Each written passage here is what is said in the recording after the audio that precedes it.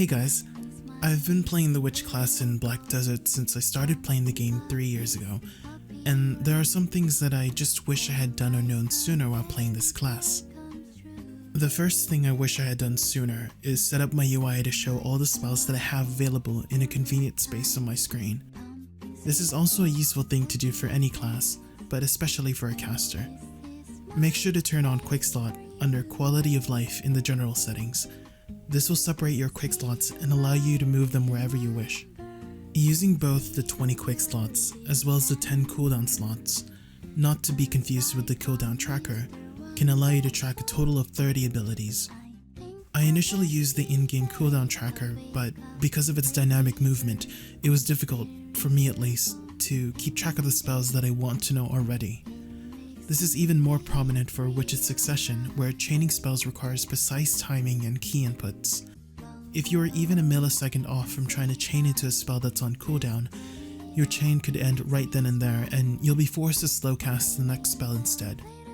Make sure you take your time with your UI. I really do think a properly set up UI helps tremendously in a fast-paced game like this.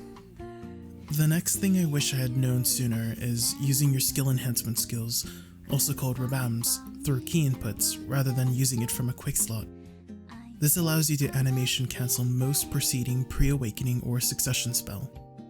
Since the third enhancement skill can only be used from a quick slot, this technique cannot be done with it.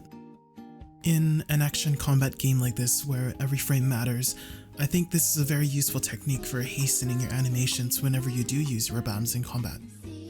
If your friend is on the ground and is about to die, you could have just saved their life with a properly timed rebound heal that you didn't need to wait for because you used it from a key input rather than from a quick slot. Another practical thing that I often do is using rebound lightning right after a multiple magic arrows cast. You can also opt in to sneak in a dagger stab, which is also an animation cancelable skill to increase close range DPS slightly. Another thing I wish I had done sooner is keybind my forward evasion. Normally, you'd have to tap the W key twice to evade forward, but you can assign a hotkey to the WW action under Action Hotkeys in the interface settings, and you can evade forward with a single key input.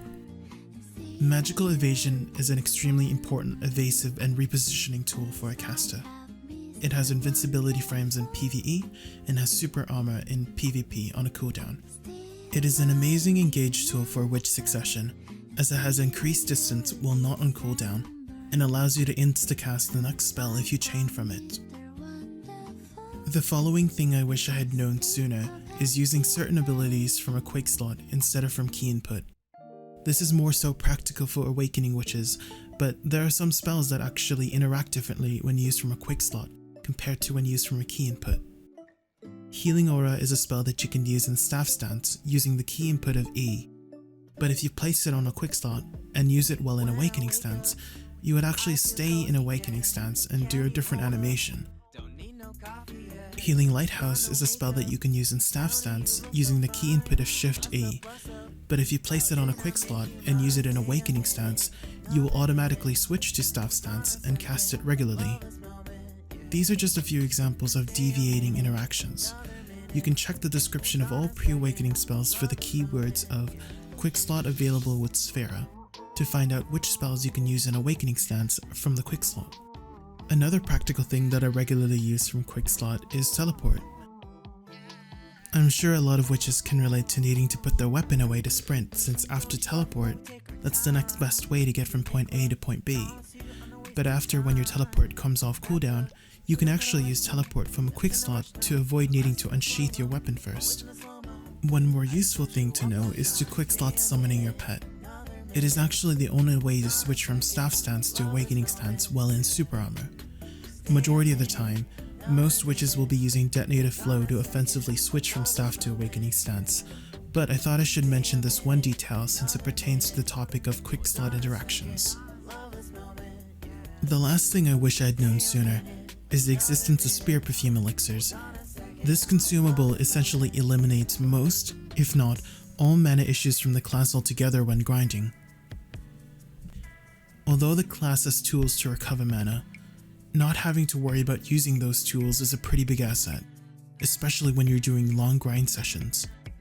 if you don't have access to the infinite mana potion, upkeeping mana potions also becomes non-existent.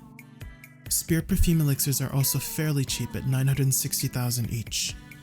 Although at this current date they are sold out, you can easily expect a buy order of 100 to fill up very quickly. Special thanks to those life skillers making us Spirit Perfumes.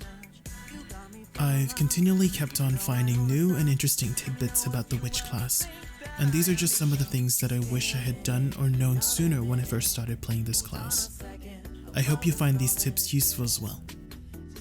I know I've been constantly asked to create a witch guide, but I am terrible at creating guides.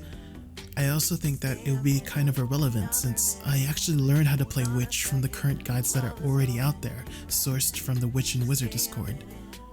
What I did have in mind was to create a video explaining practical and niche uses for certain spells, but this project is in an extremely rough stage at the moment, so please don't expect anything anytime soon.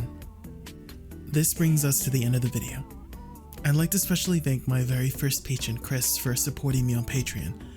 I had just launched my Patreon a few days ago, and knowing that there's already someone out there looking to support me and my endeavors really motivates me to work hard on my YouTube channel to give you guys more content. If you'd also like to support me in creating more videos like this, please check out my Patreon in the description below.